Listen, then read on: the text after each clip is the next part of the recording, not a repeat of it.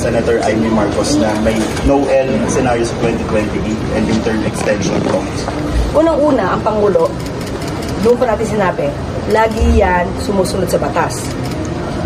Due process, kung ano man ang tungkol sa batas, hindi yan lumalabag sa batas. Meron tayong batas patungkol sa susunod na eleksyon, 2028. So, nakakasiguro tayo na ang Pangulo ay susunod sa batas. Ang tanungin nyo, kung si Senator Amy ba ay nakakasiguro na ang kanya sinasabi ay totoo, sa kanya inyo itanong. Ang gagaling yun? Yung bakit, why are they floating this scenario again?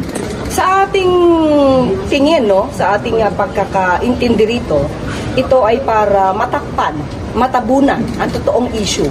Nalalapit na po yung impeachment trial.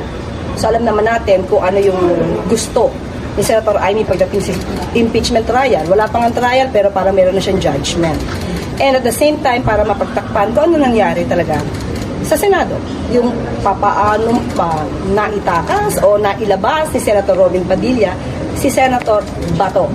At kung paano na nagkaroon talaga ng putukan at sino ba talaga ang nagpasimula nito at kung sino ba talaga ang may nais na magkaroon ng ganitong klaseng grupo. Diversionary tactic?